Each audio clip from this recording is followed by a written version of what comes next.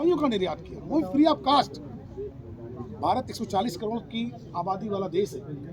जब कोरोना का कालखंड आया था तो चारों तरफ चित्कार हो रहे थे, चारों तरफ लोग रो रहे थे, पता नहीं कौन जिएगा कौन मरेगा, कब किसके जीवन की लीला समाप्त होगी, ये कोई गारंटी नहीं था।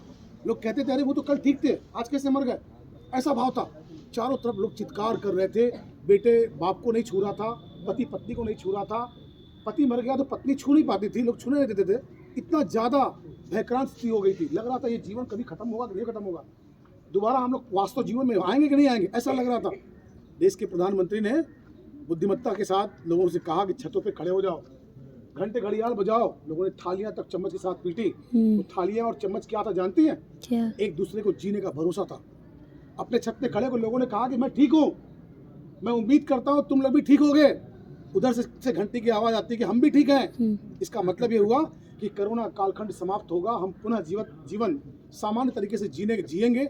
इन भावनाओं के साथ हम लोगों ने नए युग की कल्पना को मूर्त रूप देने के लिए देश के प्रधानमंत्री का सहयोग किया था। भारत का ऐसा पहला प्रधानमंत्री है जो अपने पूरे के पूरे महीने में, पूरा महीना जो भी कुछ करते हैं, जहाँ कहीं भी कुछ करते हैं, लेकिन हर महीने के आखिरी रविवार को आधे घंटे देशवासियों से बात करते हैं। ऐसा कभी नहीं हुआ था। सब कुछ एडिशनल हो रहा है, सब कुछ अलग से हो रहा है और सब कुछ हो सकता है, ऐसा इस वर्तमान प्रधानमंत्री ने साबित करके रख दिया। कोरोना कालखंड में भारत के लोग परेशान थे, दवाई कैसे आएगी, कैसे हम लोग जिंदा बचेंगे।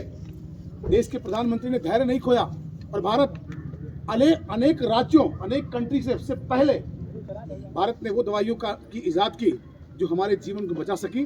भारत के अंदर तो लोगों को 1 डोज नहीं, 2 डोज नहीं, बूस्टर डोज लगाए गए। उसके बाद भारत ने अपने लोगों को तो बचाया, उन दवाइयों का निर्यात किया, यानी मानवता का संरक्षित करने का निर्यात किया और फ्री ऑफ कास्ट अनेक राष्ट्रों को उन्होंने दवाई भेजी, फ्री ऑफ कास्ट। इसका मतलब जिस व्यक्ति की नियति, जिस व्यक्ति की प्लानिंग पॉलिसी मानवता को बचाने की है, उससे बड़ा राष्ट्र, उससे बड़ा देश कोई हो ही नहीं सकता। भारत से बड़ा देश कोई और है नहीं।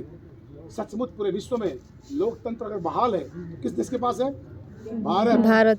प्रश्न अगर पूछा जाए कौन सा राष्ट्र ऐसा है जहां लोकतंत्र बहाल है पूर्ण रूप से, तो बताएंगे भारत, हमारा देश। ठीक है ना।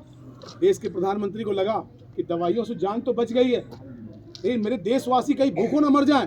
उन्होंने बंद पड़े उस गोदाम के दरवाजों को खोल दिया और उसमें कोई भी परहेज नहीं किया। कौन है हिंदू, कौन है मुसलमान, कौन है किस बिरादरी का, कोई परहेज नहीं किया। और वो अनाज के ताले आज तक खुले हुए हैं। आज भी फ्री में लोगों को अनाज मिल रहा है कि नहीं मिल रहा? मिल रहा है। बहुत सारे लोगों को मिल रहा होगा। मिल रहा है। तो देश सबल कैसे होगा? पहले क्या था? घोषणाएं होती थी, ये दे दूंगा, वो दे दूंगा, वो दे दूंगा। कहाँ से दे दोगे? देश को बेच कर दोगे? पहले के लोग अपने घर को भरते थे, आज देश को समृद्ध बनाने की योजना चल रही है। हम लोगों का फर्ज है कि जो भी व्यक्ति हमारे देश का नेतृत्व कर रहा है वो ईमानदार है, उसके नेतृत्व में हमारा देश सबल हो रहा है, मजबूती से आगे बढ़ रहा है। तो हमारा फर्ज है एक भारतीय होने का। तो हम लोग कहते हैं ना, देश की आज़ादी को अक्षुण्ण रखेंगे। अक्षुण्ण मतलब ये हुआ अपने हिस्से का भारत, जितना हम खड़े हैं यही मेरा भारत है। इस भाव के साथ हमको भारत की उस रक्षा की जिम्मेदारी उठानी चाहिए। माँ भारती की रक्षा के लिए संकल्प लेना चाहिए। जब भी इस रज को देखें तो ये महसूस करें कभी गुलाम था, इसको आज़ाद कराने के लिए पता नहीं कितनी माओ के कोख सूख गए, कितनी माओ के कोखे सूख गई, निकल गई, पता ही नहीं चला। कितनी बहनों की राखियों के कलाइयों की राखी जो वो सूख गई, फिर भी उन्होंने हंसते हंसते अपने भाइयों से कहा कि देश से बड़े कुछ भी नहीं है, देश से बड़े कुछ भी नहीं होता। इस नाते मैं आपसे निवेदन करूंगा, आप सबसे पूरे विवेक का इस्तेमाल करिए। किसी जाति, धर्म, मजहब से कोई मतलब नहीं है।